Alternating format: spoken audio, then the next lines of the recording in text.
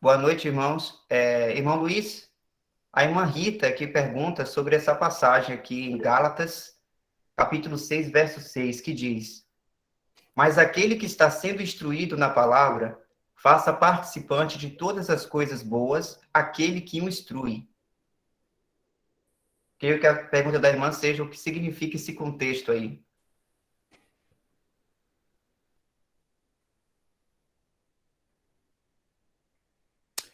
Ah, existe um princípio, a, a palavra que fala, não atarás a boca o boi que trilha o grão, né? Porque antigamente, o que que eles faziam? Eles colhiam os grãos, né? E depois precisava moer esses grãos, né? A cevada, o trigo, enfim, o que eles plantavam ali, né? E daí o, o animal tinha que trilhar aquilo, né? Muitas vezes aquilo se fazia para separar a, a palha do grão, né? E depois, então fala que era para não amarrar, né, a boca do animal que estava trilhando, para que ele se alimentasse daquilo que ele estava fazendo, né? Era nesse sentido, esse era o princípio, né, no Velho Testamento. E aqui o que está dizendo é que há irmãos, talvez hoje talvez isso seja um pouco mais, mais raro, mas ainda existem irmãos que fazem isso, que eles não têm um trabalho secular, vamos dizer assim, né? E eles trabalham nas coisas do Senhor, eles estão na obra do Senhor, né? Que os irmãos costumam falar isso, né? O irmão está na obra do Senhor. Então, ele, aqui no caso, né, é o irmão que ele é um mestre, né? Porque aqui fala sobre instruir, né? Normalmente isso é feito mais apropriadamente pelo mestre, embora que o pastor também possa instruir, né, os convertidos, né, nas coisas do Senhor, né? Tanto assim que o Senhor Jesus fala para Pedro, né, em João, quando Pedro é restaurado publicamente, o Senhor fala para ele, né, alimente os meus cordeiros, apacenta as minhas ovelhas e alimenta as minhas ovelhas, né? São esses dois verbos que usam, embora que na nossa versão não apareça, né? Parece que é tudo apacentar, né? Apacentar, apacentar, apacentar. Mas existe uma diferença ali, né? Ah, talvez a gente possa até eventualmente voltar nesse assunto depois, mas só para não perder o fio da meada da resposta. Então, ali no caso, em Gálatas, né? Gálatas 6,6 fala exatamente disso, né? De que existem irmãos que eles estão nessa, né, vamos dizer assim, como costuma se falar, na obra do Senhor, e eles então visitam, né, os irmãos, viajam, coisa assim, e eles não têm uma renda, muitas vezes uma, uma fonte de renda, né, vamos dizer assim. E aí, normalmente, ele espera no Senhor e os irmãos, né, de acordo com aquilo que o Senhor coloca no coração dos irmãos, né, individualmente, às vezes é uma assembleia, né, que faz isso, eles ajudam, né, de alguma forma, né. Então, é mais ou menos isso que está falando aqui, né. Aquele que está sendo instruído na palavra, faça participante de todas as boas coisas, né, que ele tem com aquele que o instrui, né? É mais ou menos como fala lá em Hebreus 13, né? Quando fala que, deixa eu ver aqui qual é o versículo. É,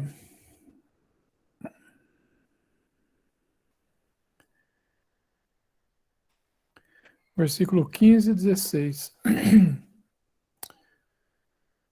Portanto, ofereçamos sempre por ele a Deus sacrifício de louvor, isto é, o fruto dos lábios que confessam o seu nome. E não vos esqueçais da beneficência e comunicação. Né? Quer ver?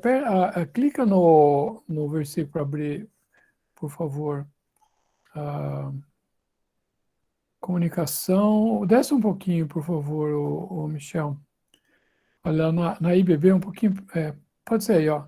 E repartir, né? A TB fala: não vos esqueçais de fazer o bem e de repartir com outros, pois com tais sacrifícios Deus se agrada, né? Quer ver?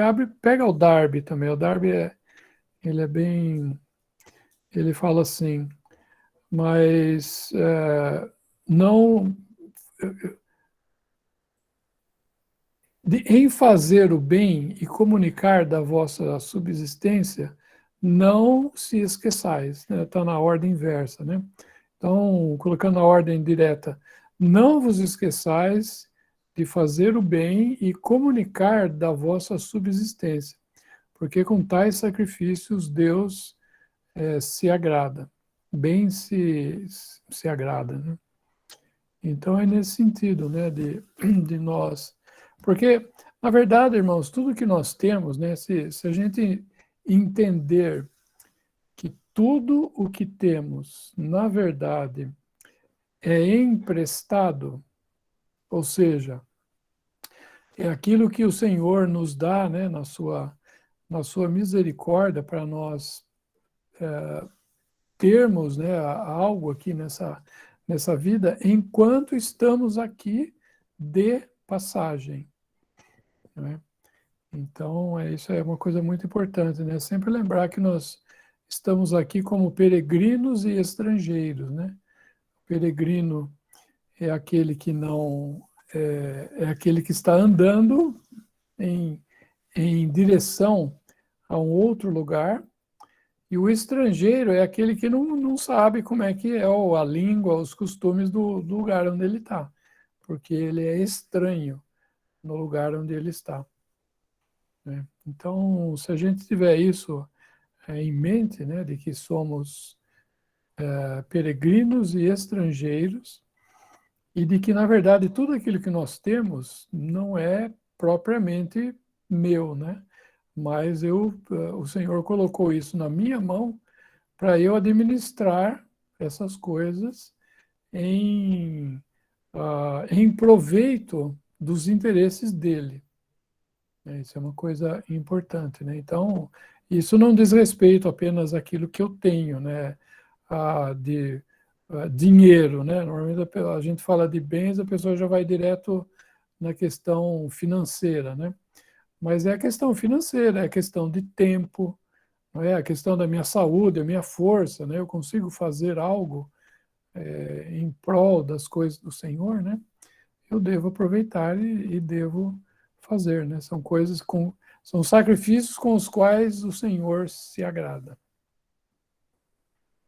Então é mais ou menos isso, irmão. Não sei se ficou claro. Se não ficou, por favor, pergunta e se o senhor ajudar, nós falamos mais a respeito.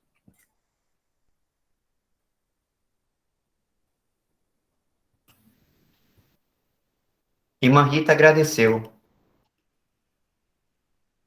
Quando o irmão falou aí da questão de vivermos como estrangeiros, irmão, eu lembrei da passagem em Hebreus 11, quando fala da fé de Abraão, e o que nisso resultou dele, né, em sua vida prática. Deixa eu ver aqui o versículo. Aqui, Hebreus 11, 8 e 9. Pela fé, Abraão, quando chamado, obedeceu, a fim de ir para um lugar que devia receber por herança, e partiu sem saber aonde ia. Pela fé, peregrinou na terra da promessa, como em terra alheia, habitando em tendas com Isaque e Jacó, herdeiros com ele da mesma promessa, porque aguardava a cidade que tem fundamentos, da qual Deus é o arquiteto e edificador. É interessante essa questão da tenda, né? Porque quem tem uma tenda é alguém que está pronto para sair daquele lugar e armar a tenda dele em outro lugar. Você vê que, por exemplo, Abraão, ele sempre. Duas coisas que caracterizou, ou duas coisas que chamou muita atenção, né? Que caracterizou Abraão. Primeiro, o altar, e segundo, uma tenda. Né? Então, ele tinha um altar, que isso fala de comunhão com o Senhor, e ele tinha também uma tenda. Isso fala exatamente isso que você falou, Michel. Peregrino, né? Você vê que, inclusive, o verbo do versículo é ele peregrinou em terra da promessa, na terra da promessa, né? Então, peregrino, o que que é? Ele sabia que ele estava... Peregrino é aquele que está andando, né?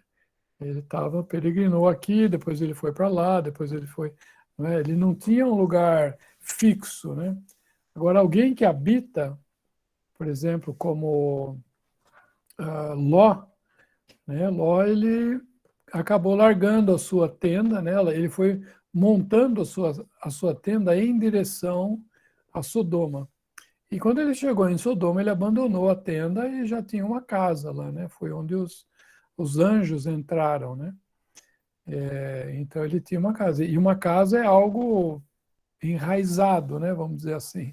Você não consegue tirar a sua casa de onde você está e voar para um outro lugar. Não tem jeito. Né? Com a tenda é mais fácil, com certeza, né? Então, esse é o caráter, né? Lógico que tudo isso tudo que foi escrito para nosso ensino foi escrito, né? As sombras, né? Exatamente isso daí que nós estamos indo, né? Inclusive o cristão, hoje, ele tem um caráter de estar no deserto e ele tem também o caráter de estar já nas regiões celestiais, que fala no livro de Efésios, né? Então ele já está dentro da terra prometida, vamos dizer assim, mas ele ainda está se dirigindo a ela, no deserto, né? Porque esse mundo é um deserto. Mas mesmo que esse mundo seja um deserto, nós podemos, por fé, desfrutar daquilo que nós já temos em Cristo hoje. Né? O povo de Israel, eles tinham que entrar na terra para poder desfrutar da terra. Nós não precisamos esperar a vinda do Senhor para a gente já desfrutar do que nós temos. Né? Então, tudo aquilo que eu me apodero, né, eu me aposso daquilo que eu já tenho, eu já vou gozar daquilo que eu já tenho. Né?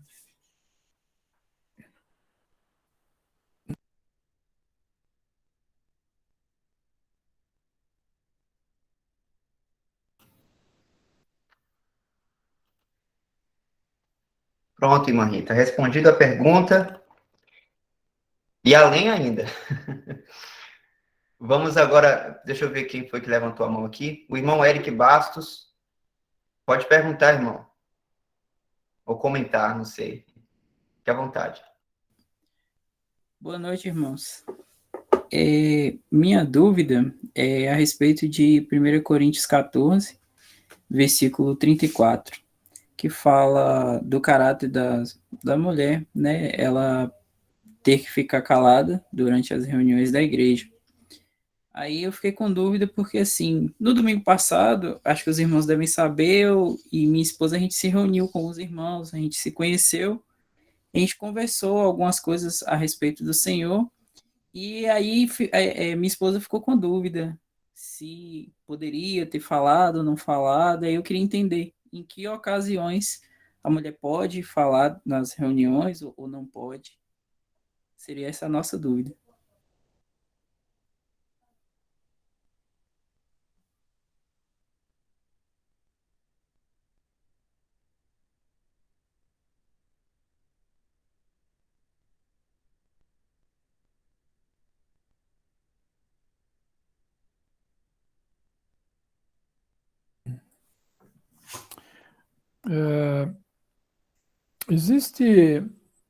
Existem duas esferas que uma mulher cristã pode estar, né?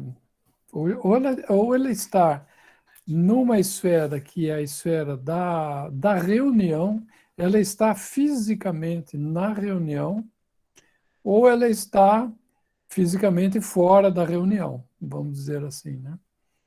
Ah, quando a mulher está na reunião, porque se a gente, no capítulo 14, no versículo 26, por favor, Michel, que é onde começa o assunto, né? Então fala assim: que fazer, pois, irmãos, quando vos reunis? Né? A minha versão aqui, que é corrigida, fala: quando vos ajuntais, mesma coisa. Quando vos reunir ou quando vos ajuntai. Então aí é uma reunião. Então, quando, a partir do versículo 26 agora, vai ser descritas as atividades, vamos dizer assim, ou aquilo que convém a uma reunião. Né? E não é uma reunião para lembrar o Senhor Jesus, né?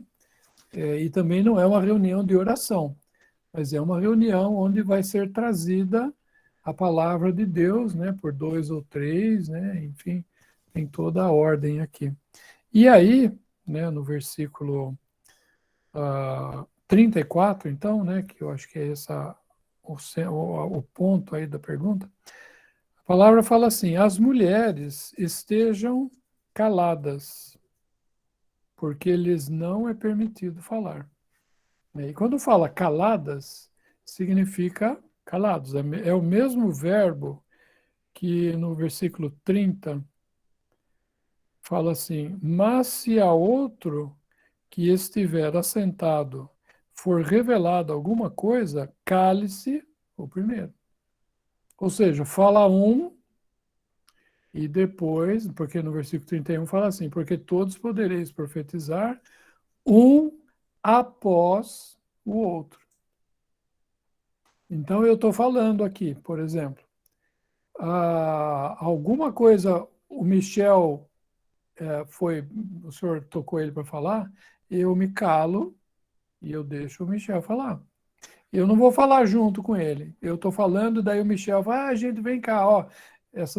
As pessoas aqui que estão perto dele, eu estou falando aqui, não sei o que, tá uma coisa interessante e tal. E aí começa a ter, como o pessoal costuma falar, conversa paralela, né? Não. A voz da Assembleia é uma só, é o Senhor com uma voz, usando um irmão, não importa quem, usando esse irmão para ensinar. Né? Então, cale-se o primeiro aqui. E a mulher, então, esteja calada na igreja, porque não lhes é permitido falar, mas estejam sujeitas, como também ordena a lei. Então, o que precisa discernir é se a reunião que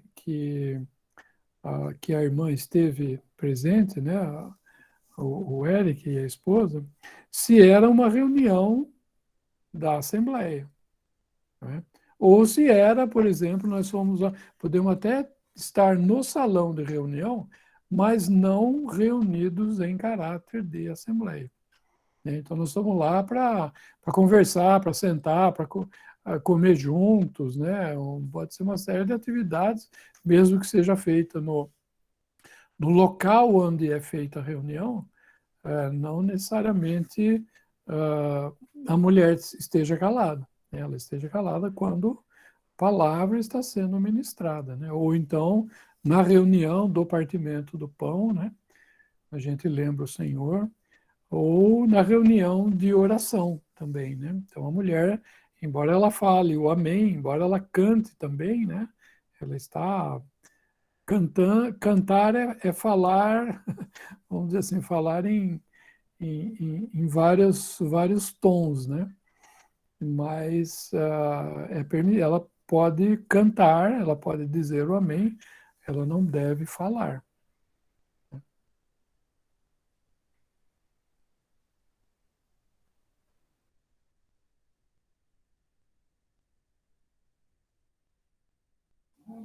Tá certo, irmão. A gente entendeu.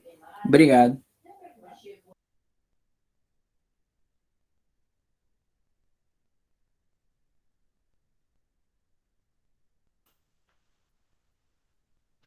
Irmão José Newton,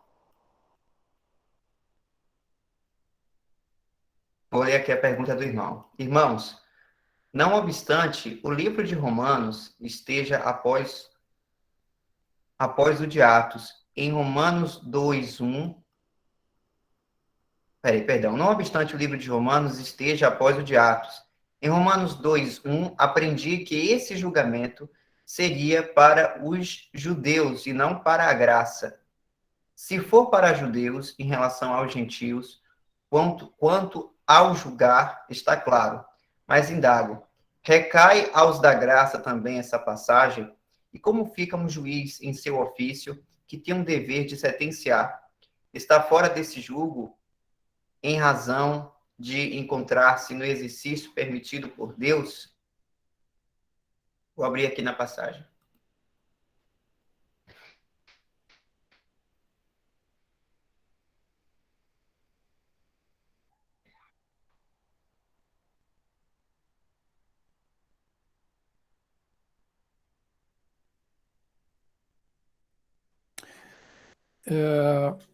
Aqui não está falando de um juízo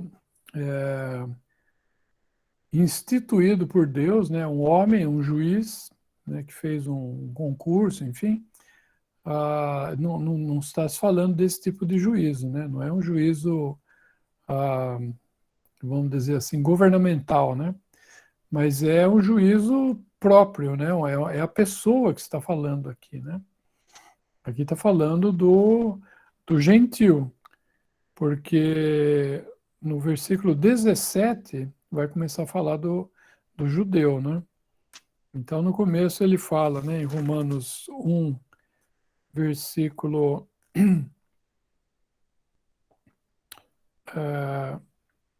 20, no versículo 21, ele vai falar das pessoas que conheceram a Deus e não lhe deram graças, né, conforme fala no 21, e depois no 25 mudaram a verdade de Deus em mentira, e no 26, pelo que Deus os abandonou às paixões infames, porque até as suas mulheres mudaram o uso natural do contrário à natureza.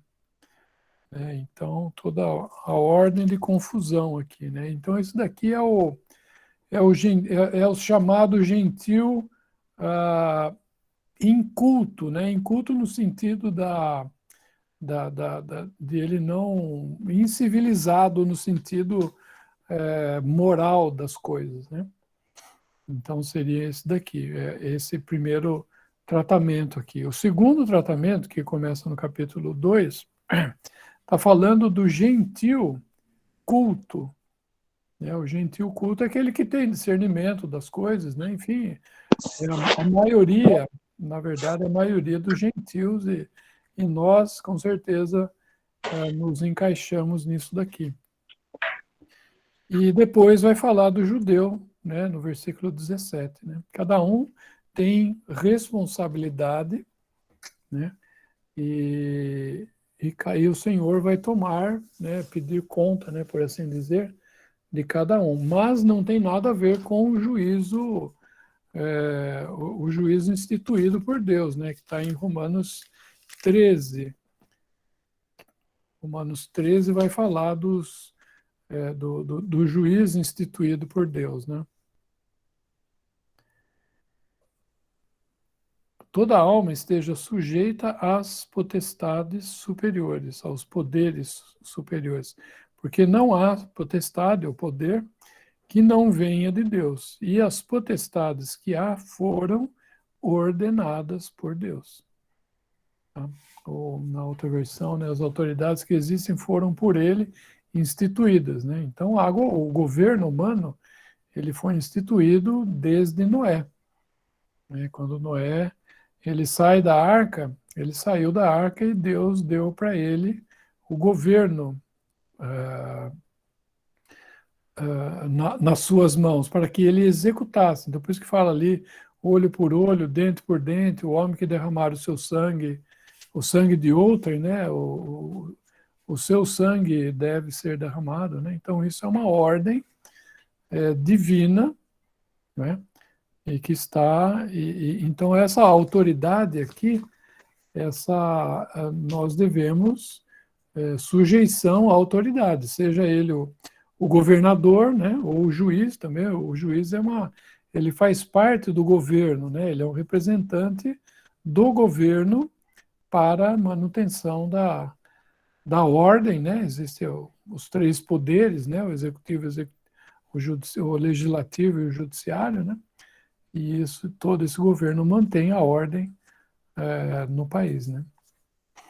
Então é outro assunto, né? Esse o juiz, né? E o juiz deve julgar o quê? Segundo as leis que estão aprovadas naquele país.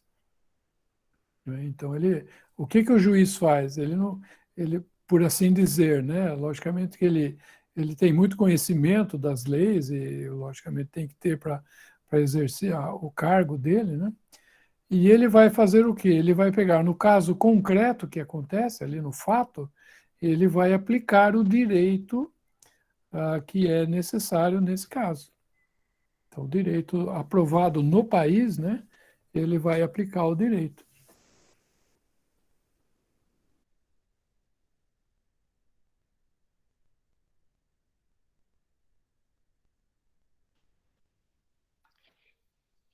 E, irmão José, o irmão colocou aqui que esse versículo, no caso que o irmão explicou que é para o gentio, não é, irmão Luiz? O irmão José colocou assim, e judeus, é para os judeus e não para a graça.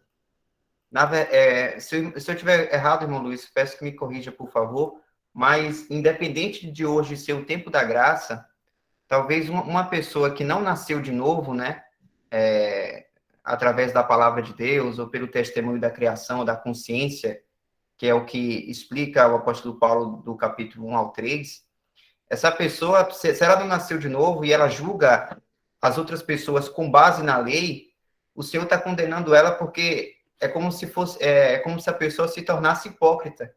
Porque na lei, quando a pessoa critica o outro, ela acaba se fazendo de juiz nesse sentido.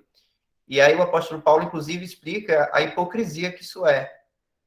E para nós cristãos, até quando a gente julga o outro pela lei, a gente acaba se tornando, se colocando no lugar do Senhor, porque mesmo nós cristãos, nós não podemos julgar ninguém pela lei, é o Senhor que julga. Tem até deixa eu ver, em Tiago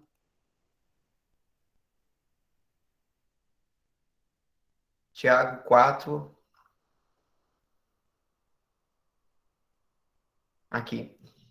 Irmãos, não faleis mal uns dos outros.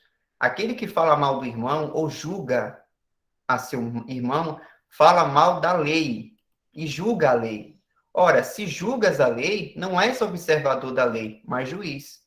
Um só é legislador e juiz, aquele que pode salvar e fazer perecer. Tu, porém, quem és que julgas o próximo? Isso aqui, embora o apóstolo Paulo está falando para cristão, para uma pessoa incrédula também, eu acredito que o mandamento é o mesmo.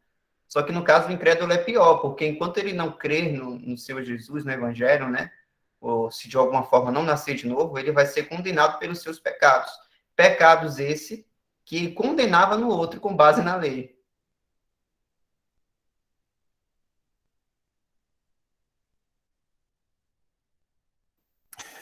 E quando fala, quer ver, Michel, abre lá no capítulo 2 de Romanos, versículo 1.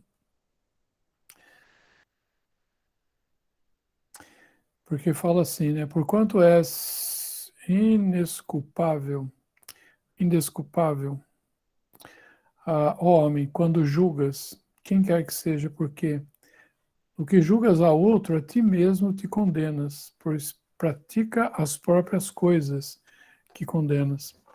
Porque aqui, o julgamento aqui é do homem como raça, né? Está falando aqui do homem como raça. Se alguém, né, da raça humana, condeno outra pessoa da raça humana também, lógico, né? Isso pode ser. O que acontece? A capacidade de fazer mal que ele tem é igual à que eu tenho. Entende? Então não é porque o sujeito foi lá e matou um outro. Tudo bem, eu não matei, mas eu tenho a condição, eu tenho toda a condição de fazer isso. Então, quando a gente julga, né, o que está sendo dito aqui é o seguinte, que quando a gente julga o outro, nós fazemos o mesmo. Né? E Paulo estava escrevendo aqui para os gentios, vamos chamar assim, os cultos, né?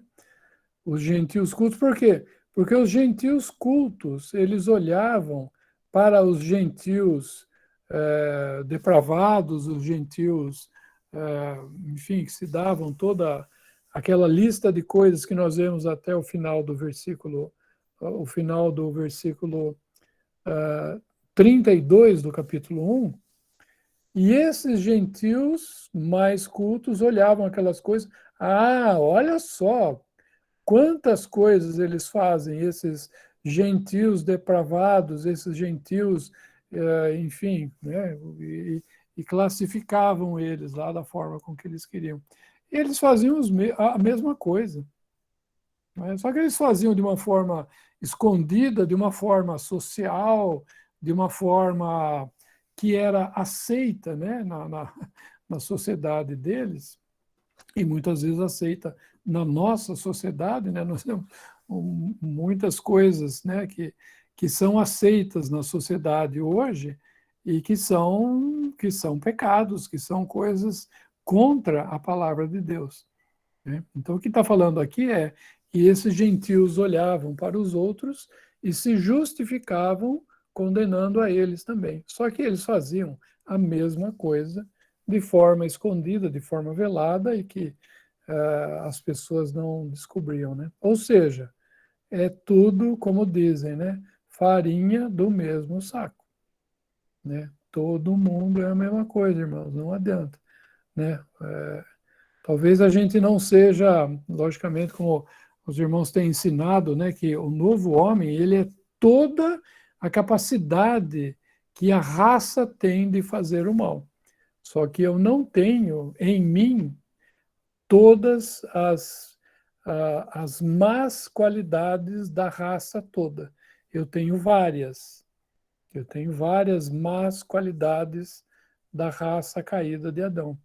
E cada um de nós tem várias más qualidades da raça caída de Adão. Então, só que eu não posso falar para o meu irmão, não, ele vive bêbado, bebe que cai no chão e, sabe, sujeito bêbado, lógico que não falando do irmão, né, mas eu condenando um homem, né, por isso. E, de repente, eu sou um extremo imoral, né? Então, não aparece, né, vamos dizer assim, né, mas eu preciso me julgar, né? Porque Deus, ele vê todas as coisas, né? Então é isso que está mais ou menos falando aqui, né? Esse versículo aqui, né?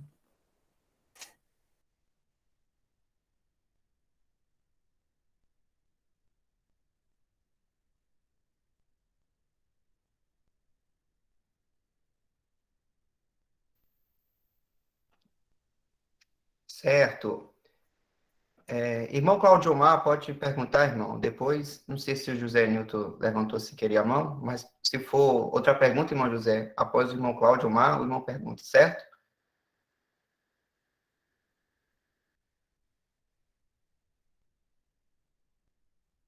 É nesse mesmo contexto aí do irmão tá dizendo, nesse caso, julgar é querer julgar uma pessoa como se ela tivesse perdido a salvação ou não, né?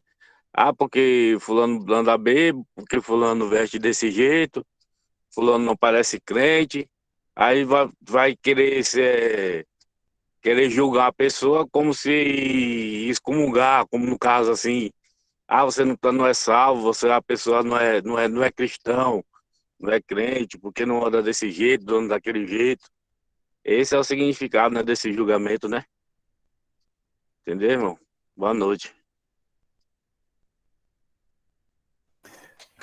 Boa noite, Cleidomar. Quer ver? Vamos abrir em primeira, ou melhor, 2 Timóteo, capítulo 2, versículo 19.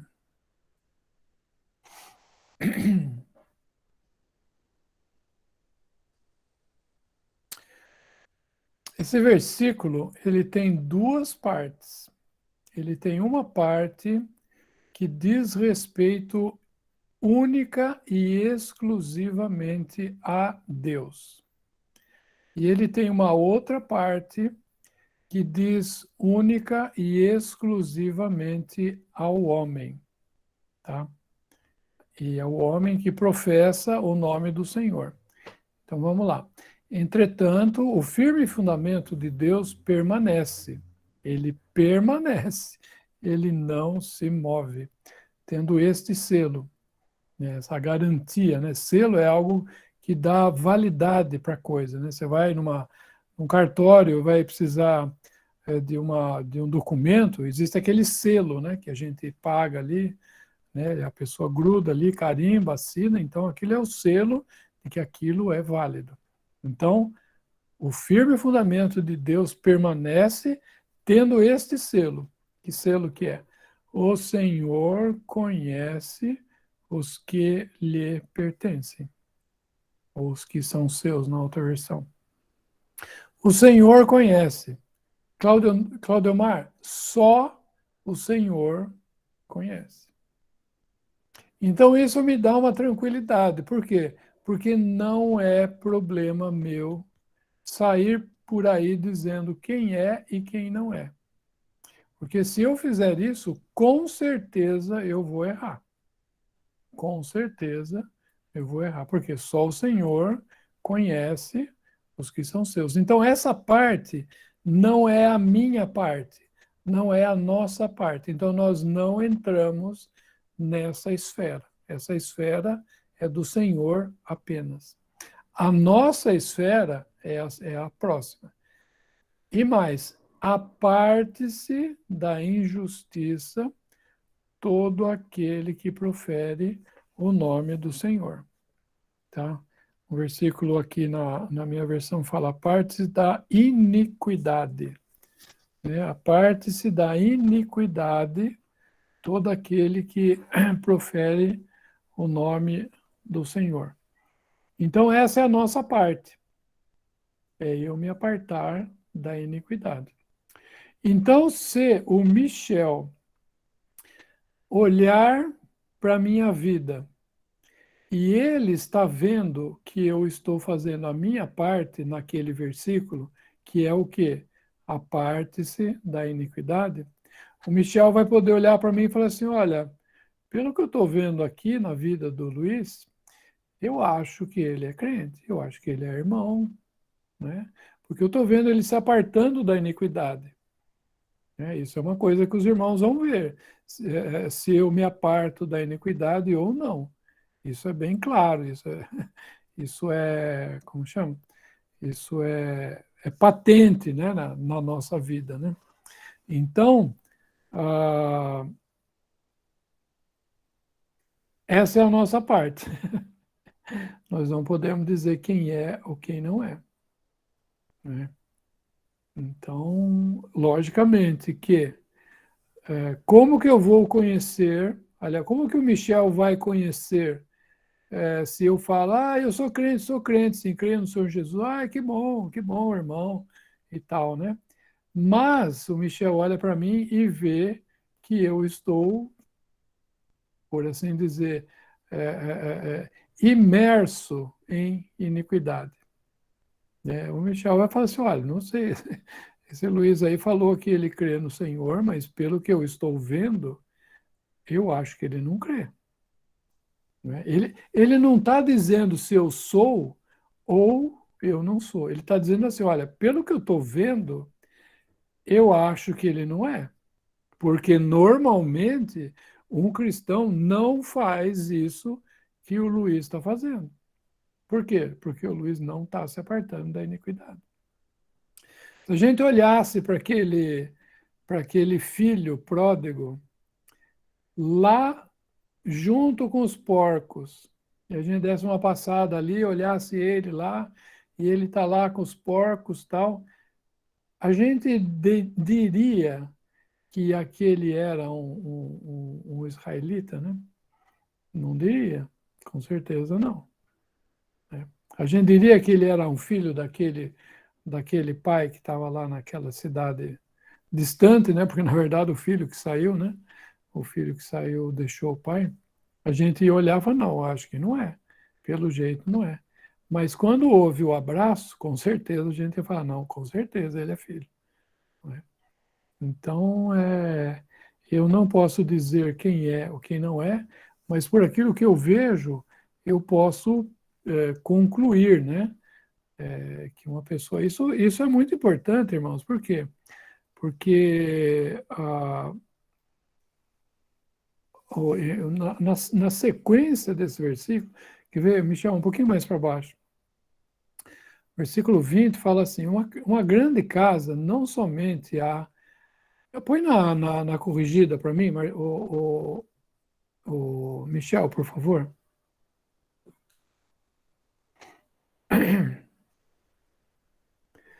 Numa grande casa, não somente há vasos de ouro e de prata, mas também de pau e de barro.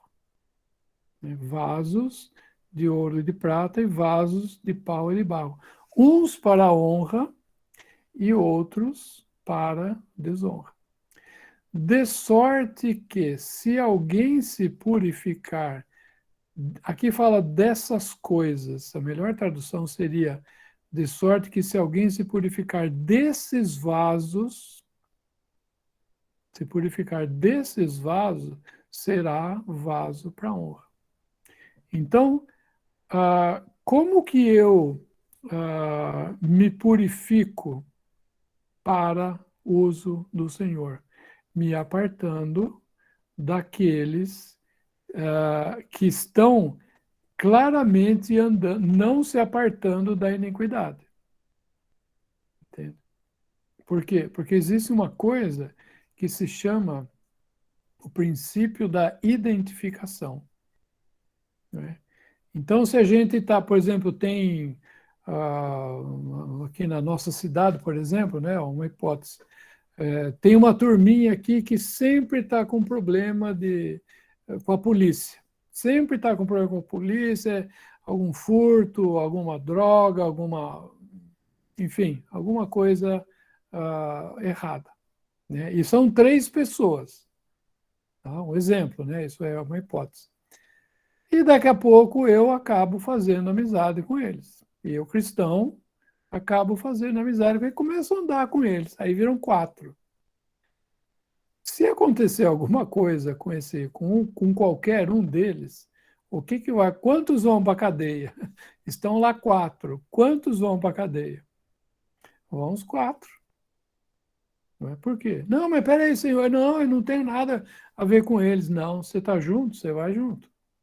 Entendeu? Então é muito importante isso. E como é que a gente sai dessas coisas? Me apartando, me purificando. Por isso que fala, né? No versículo 21 fala, de sorte que, se alguém se purificar, não é? Não é se apartar, né? É purificar. O que é? Por que por que o senhor fala purificar, ele não fala apartar? Muitas vezes a gente fala, tem que se apartar, né, dos vasos, né? Não é se apartar, é purificar. É diferente, é mais do que se apartar. Porque purificar, uma vez o irmão explicou para a gente, purificar é você se apartar com arrependimento. Você se aparta com arrependimento. Você se aparta se arrependendo de ter participado daquela iniquidade, qualquer que seja. Isso é muito importante, é purificar, não é só se separar, é purificar, é se separar com arrependimento. Então, não sei se responde a a pergunta, né? Nós falamos um pouco mais aí, além da coisa. Hoje está assim, né, irmão? Além de responder a pergunta, vamos além, que é sempre bom. E lembrando também aos irmãos que a questão da iniquidade aqui citada não é somente moral, mas também significa até a questão doutrinária, né? Má doutrina, o mal eclesiástico, qualquer identificação que vá contra a doutrina de Deus, né? Para a igreja também, vamos dizer assim. Verdade, irmão. E lembrando também, a pessoa pode até viver iníquo, né? Na vida, assim. O irmão lembrou aí do filho pródigo, eu lembrei também do ladrão ali do lado da cruz ali também, né? Teve a vida iníquo, mas no final da vida também se arrependeu e reconheceu Jesus como Salvador, né? Se arrependeu dos pecados e teve a vida salva. O Senhor é tão misericordioso, né?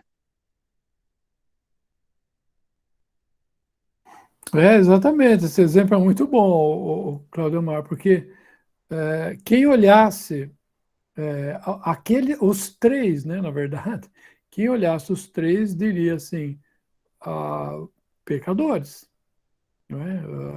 Malfeitores, né? Ele foi contado, né? O Senhor Jesus ele foi contado com os malfeitores, né? Como se fosse um, né? Então, mas exatamente isso como você falou, havia vida naquele ladrão, né? Naquele malfeitor ali. Havia vida tanto assim que a primeira coisa que ele fala assim, Senhor, lembra-te de mim, Senhor, né? Quando ele falou Senhor, ele já cria. Mesma coisa que Paulo, né?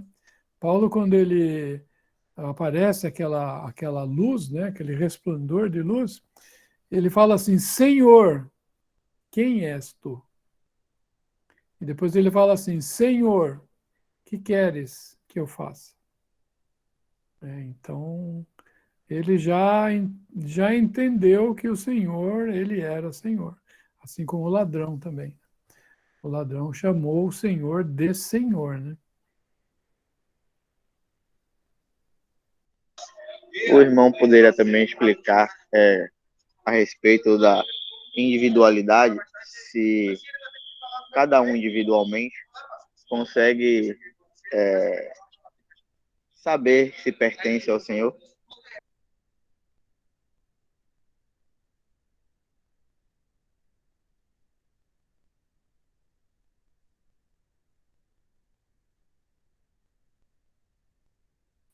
Tem um versículo em Romanos, eu acho que é 5.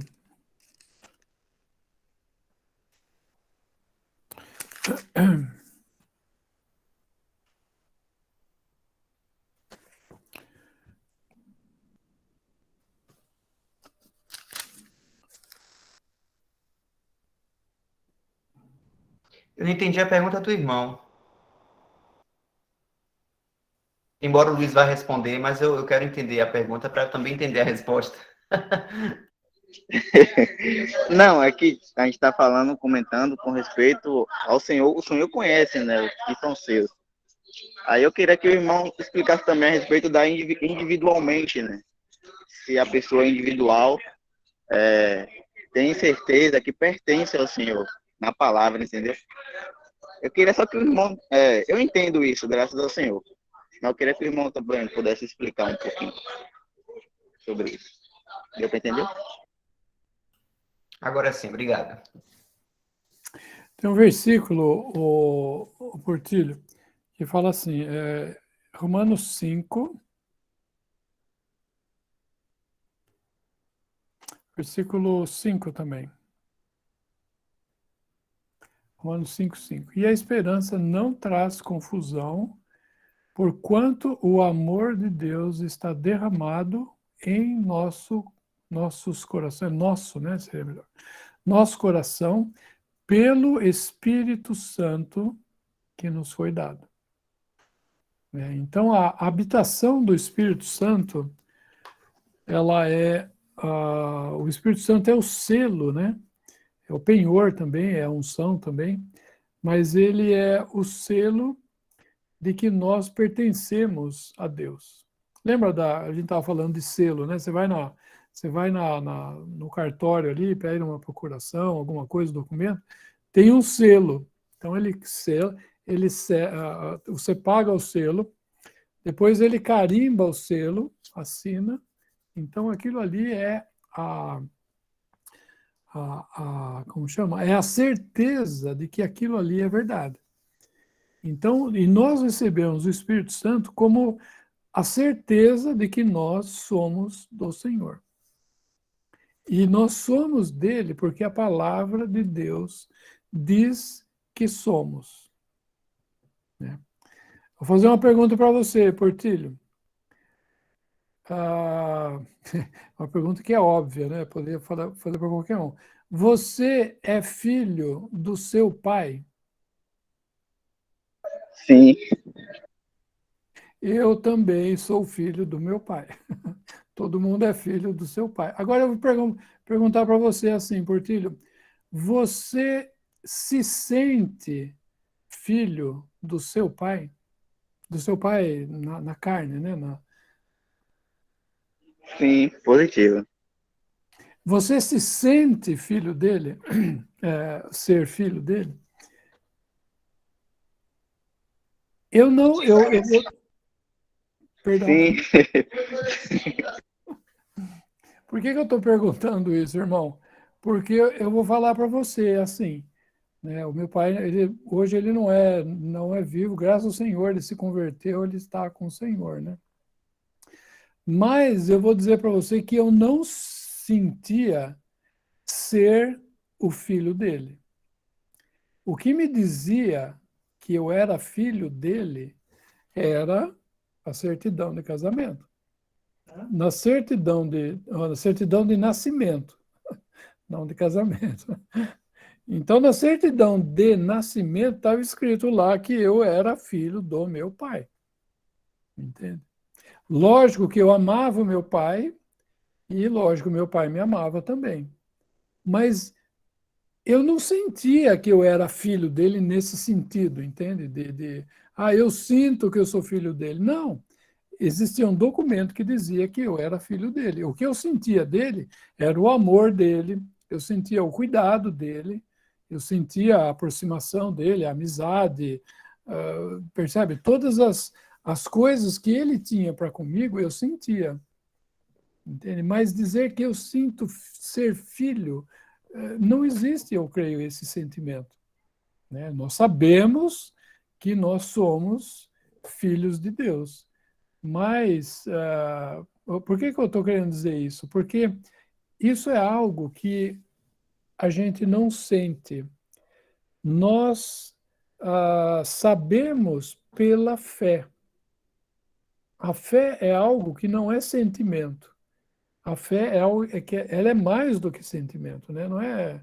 Por isso que eu falo, eu me sinto filho de Deus? Não, eu não me sinto. Eu sou. Mas você percebe? Não sei se eu estou sendo claro na explicação que eu estou dando, entende? Então, é algo que eu sei pela fé, e eu não sinto. Então, por isso que às vezes a pessoa fala assim, mas, puxa, olha, eu sou filho de Deus, mas não sei. Você sabe que eu não sinto? Mas não vai sentir mesmo, porque não é para sentir, é para crer. Não é algo que eu sinto, é algo que eu creio. Né? Lógico que eu crendo e eu estando em comunhão com o Senhor, eu sinto a presença dele. Né? Eu sinto a alegria de estar junto com ele. Então, essas coisas eu sinto.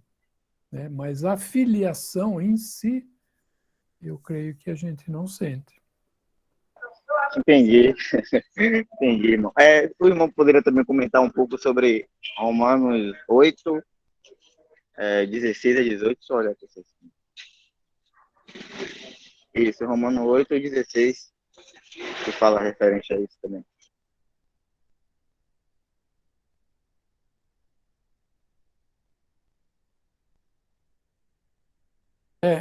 Interessante esse versículo que você chamou atenção aqui, no versículo 16, porque ele fala assim: O mesmo Espírito, aqui Espírito em letra maiúscula, então está falando do Espírito Santo.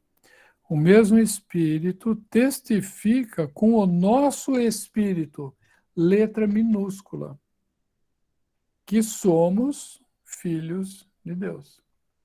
Não é? Então, quando fala de Espírito, Espírito é razão. Espírito não é emoção. Emoção é alma, né? Nós somos três, um ser, né, que é composto de três partes, vamos dizer assim. Espírito, que é a nossa razão. Alma, que é o nosso sentimento, o centro do nosso querer, né? Eu quero tomar um copo d'água, eu quero dormir, eu quero acordar, eu quero, entendeu? É o centro dos sentimentos, né? A alma.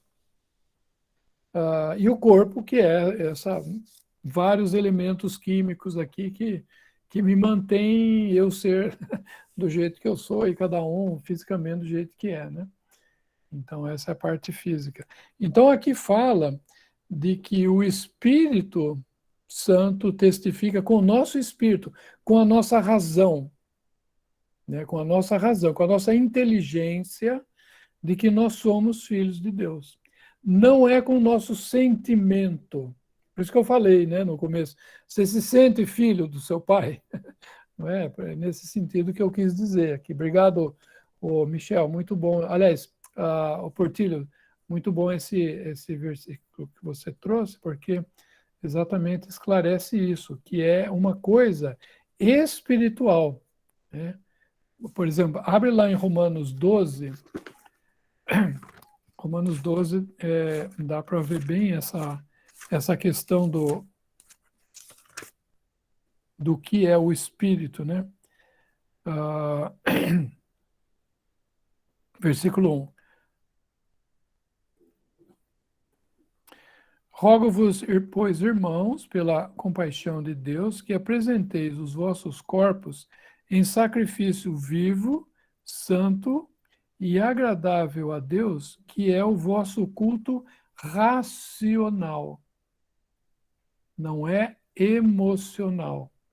Culto racional é o culto que nós fazemos com o nosso espírito. Então, o nosso espírito, com a nossa razão, com o entendimento que o Senhor nos dá da sua palavra, né, das coisas, né, de comportamento, enfim. Então, isso é razão, isso é espírito, é o espírito da pessoa. Entendeu? Então, não sei se ajuda isso, o Portilho, né? No versículo 20. Não, peraí. No 8:16, né? 16 e 17 também, né? E se nós somos filhos de Deus, logo somos herdeiros também. Herdeiro de Deus e co-herdeiro de Cristo. Se é certo que com ele padecemos, para que também com ele sejamos glorificados. Então, são coisas que nós temos pela razão. Eu li na palavra de Deus e a palavra de Deus fala assim: Luiz, você é herdeiro com Cristo, juntamente com todos os que são de Cristo, somos herdeiros.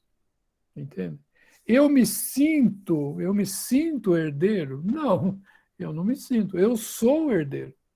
Entendeu? Mas eu não... Sabe aquela coisa, puxa, hoje eu estou me sentindo herdeiro das coisas do Senhor. E amanhã eu já não estou sentindo muito. Mas, puxa, ontem eu estava sentindo que eu era muito herdeiro. Percebe? Não é assim as coisas de Deus. Não é de sentimento, né?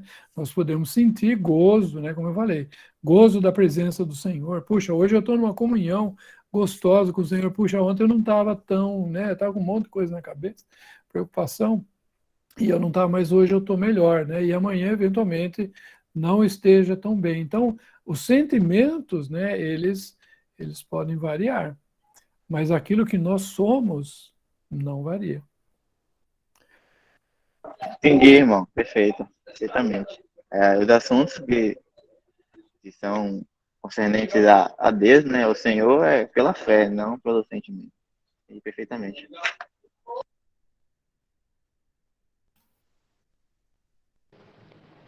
Ô, irmão, eu me sensibilizo com a pergunta dele porque eu passei bastante por isso.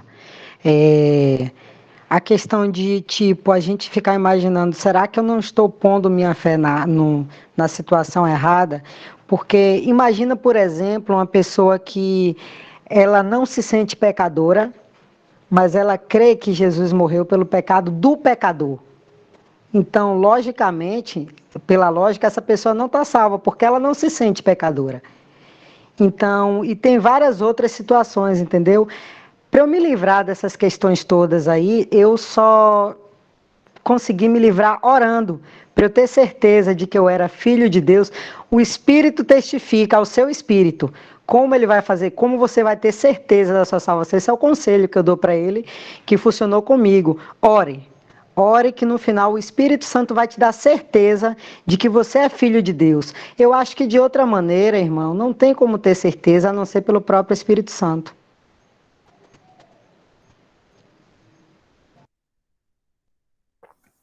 Exatamente isso. É exatamente. O próprio Espírito testifica com o nosso espírito de que somos. Não é uma questão de sentimento, é uma questão de ser ou não ser. Ah, eu me sinto, né, porque às vezes com relação, né, a questão da salvação, eu já ouvi várias pessoas dizerem assim, puxa, você sabe que eu não estou me sentindo salvo? Hoje eu não estou me sentindo salvo. Não existe isso. Salvação não é sentimento, né? Salvação, por isso que a pergunta, né? A salvação, eu não me sinto filho do meu pai. Não é uma questão de sentimento, é uma questão de ser. Tem uma certidão de nascimento falando assim, eu sou filho do meu pai. Acabou, aquela certidão é... mas eu não estou sentindo. Mesmo que a certidão fale, eu não me sinto. Não importa se você está sentindo ou não. Importa o que você é, não o que você sente. Não é? Eu não me sinto filho do meu pai. Mas o dia que meu pai falecer, a herança dele, vamos dizer, vai ser dividida e eu vou ter parte. Por que eu vou ter parte? Porque eu sinto? Não, porque eu sou. Entende? Então é muito importante isso, né, na questão, principalmente da questão de salvação, que existe muita, infelizmente, né, muito erro na questão de eu estar salvo ou não. Não é questão, né, volto a dizer, de se sentir. É questão de ser ou não ser.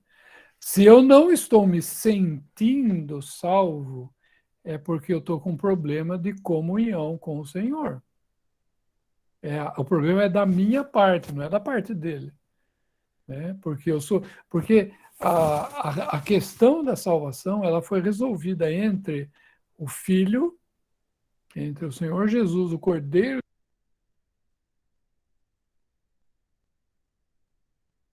Ficou sem áudio, irmão.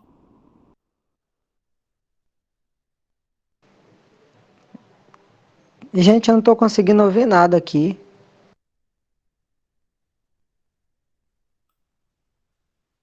Para o áudio, Vini, do irmão Luiz, ele está colocando, arrumando.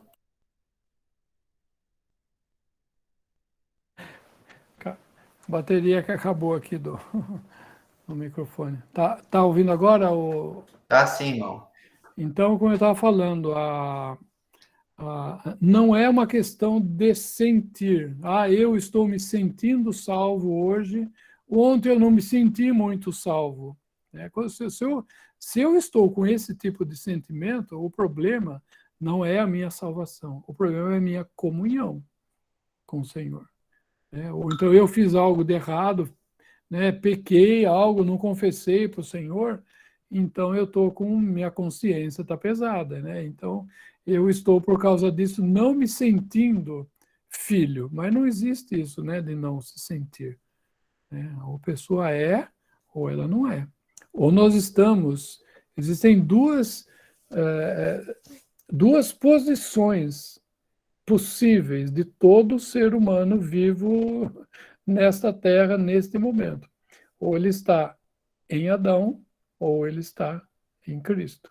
Não existe outra coisa. Né? Então, aquele que não crê no Senhor Jesus está em Adão.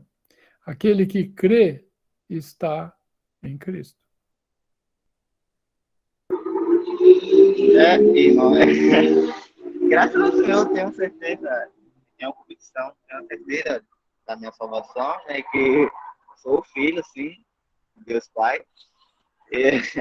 Eu só joguei o comentário no ar para que o irmão explicasse sobre isso, por conta, né, que eu fiz a comparação que estava sendo falado a respeito, que o Senhor conhece que são seus.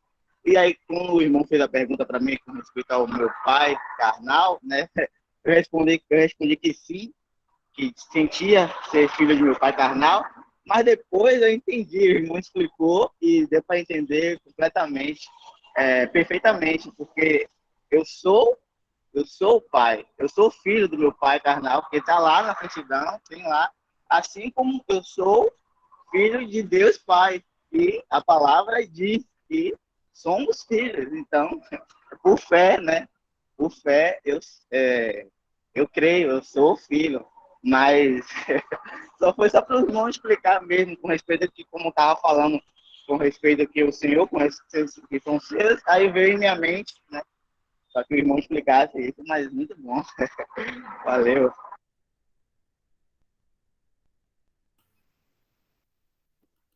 Aê, Portilho chega a falar dando risada, né, Portilho, de alegria.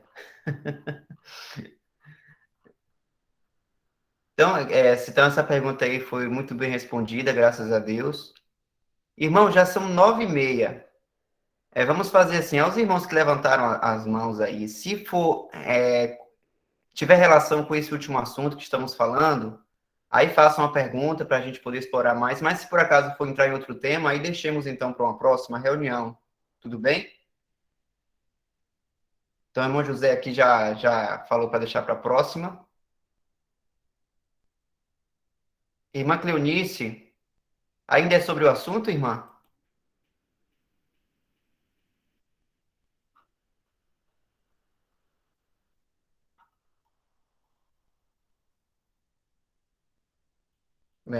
A irmã Cleonice não respondeu. Vini, ainda é sobre o assunto, irmão Vini? Sim, Michel, era só um comentário sobre o assunto, um comentário que me ajudou bastante.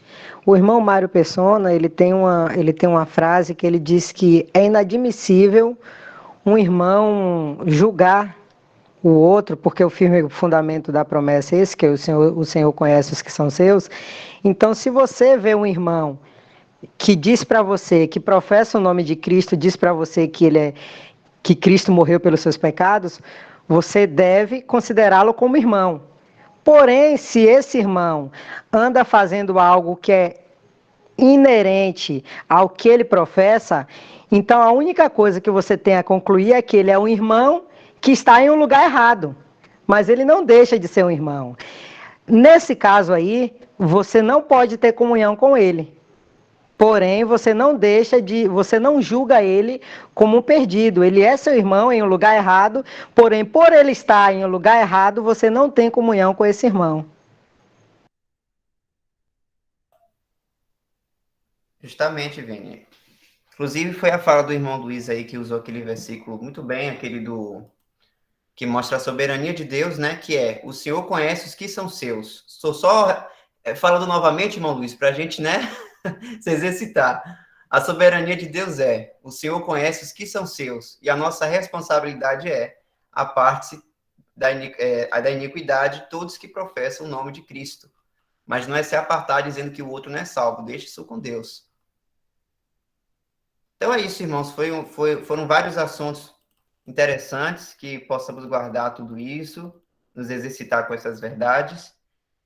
Então, podemos finalizar, então, a reunião de hoje. Irmão Luiz, deseja fazer alguma conclusão? Falar alguma conclusão, alguma coisa? Não, acho que é isso mesmo. Então, é isso Não, mesmo. não confie, então vai uma conclusão, não confie nos seus sentimentos, confie na palavra de Deus. O coração é enganoso, né?